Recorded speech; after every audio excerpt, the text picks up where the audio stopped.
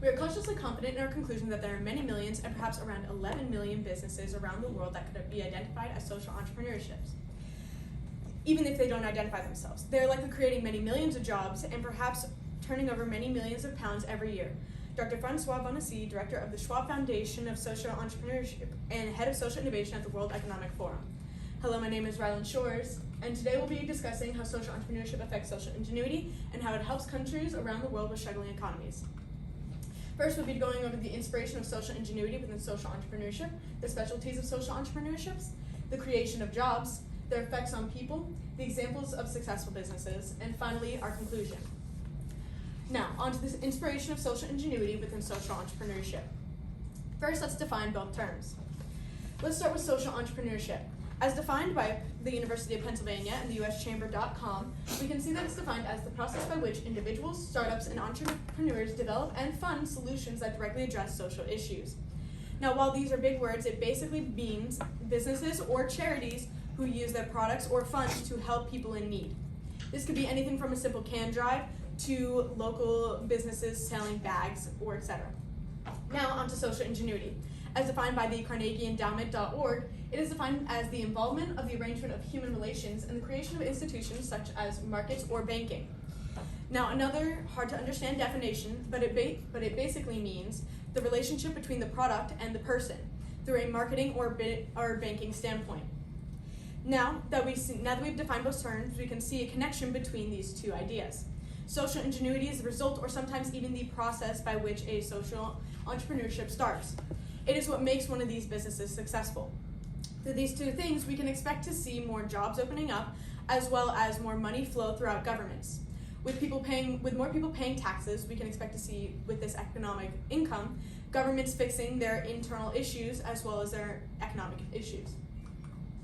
Now, onto the specialties of social entrepreneurships. With these businesses focused on a certain demographic, their issues tend to be more socially and environmentally inclined. Now, on the social aspect, we see that with their labor being more geared towards certain social issues, their products tend to be the same. As we can see in the College Board stimulus, How to Build a Resilient Future Using Ancient Wisdom, within the video, they show us people using a tree to build a bridge. This could be a product or service that one of these businesses provides. And on the environmental aspect, we can see that they tend to be more environmentally friendly as their packaging is more biodegradable and their products are more chemical free. While this may be to help out the environment, it may also turn out to be a profit for them. As we can see here on this graph, the consumers are willing to pay a price for sustainability from 2011 to 2014, and within the Asia Pacific, we go from 55% to 64% more people willing to pay. In the Middle East, 53 to 63%, and a global average of 10% jump. This would mean that these businesses are getting paid more in order to be environmentally friendly and to save our environment. With this environmental safety, we can expect to see less funding being poured from governments into environmental safety and more into their issues, which means that they would have more money in order to solve their issues. Now, with more businesses come new jobs. As we can see here in this graphing by the U.S. Bureau of Labor Statistics, the businesses can provide millions of jobs per year, as we've seen incline towards 2015 and a huge boost in the 1970s to 1980s region. With these kinds of impacts, more people could get paid, meaning that they would be able to buy more things that they would need and more economic flow within the government. This would mean that they would be able to pay their taxes, and with this money coming in towards the governments, they would be able to utilize this money in order to fix themselves and help their people. And that way, these businesses wouldn't always need to fix the problems for these governments. Now, on to the effects on people. In New Orleans, there's a social entrepreneurship startup called Blessing Micro Shelter. This business builds homeless shelters for people in order to reduce the number of people on the streets. This can be seen in real life in the College Board stimulus in their own world, Resilience Among Haitian Survivors of the 2010 Earthquakes. In this article, they depict many people coming up and starting groups together in order to build homeless shelters for the people who lost their homes. In Thailand, Folk Charm works with artisans around the country to make environmentally friendly products that are chemical free. Their packaging is also biodegradable and recyclable. Finally, in Bangladesh, Hathaway Bueno is a fair trade organization creating soft toys in clean and safe environments. Together with Pebble Child, this organization has created employment for 8,000 women and exports their goods to 37 different countries. Their founder, Samantha Marsh, claimed, "We started as a way of bringing fairly paid, flexible employment to areas where there's very little opportunity for women." Now, on to more examples. Tobita Ambulance is an organization that trains people in first aid and medical assistance to commercial clients in order to prevent less deaths in ambulances.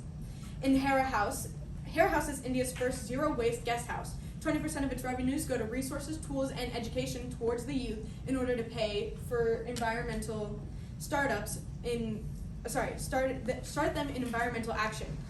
And Matarbhumi, a platform that enables some 20,000 artisans in 40 separate communities in India to trade goods, supplies, and information. These communities have been lifted out of chronic poverty and now have some of the tools they need to live as they climb. Last but definitely not least is Tom's. This is probably the most well-known of these businesses. They give a pair of shoes to someone in need every time a pair of shoes is sold. To date, Tom's has provided 95 million pairs of shoes, 722,000 weeks of water, and 780,000 eyeglasses or surgeries to those in need. In conclusion, we can see that these businesses have huge economic capabilities within these governments. If they were more geared towards these economies in order to help them, we could find that there would be huge economic influxes, and with these influxes, these governments could help themselves in order to make a stable economy, help their people, and to make their environments more clean for these people. That is it. Thank you. Here's my resources page. Stay there. Back up a little bit, actually. All right, 2 questions for you. First question. What evidence did you gather that you didn't use, and then why did you choose not to use it? The evidence that I gathered was more examples, and the reason I didn't use them was because of time constraints, and they also didn't really fit my previous information as well as the other ones did.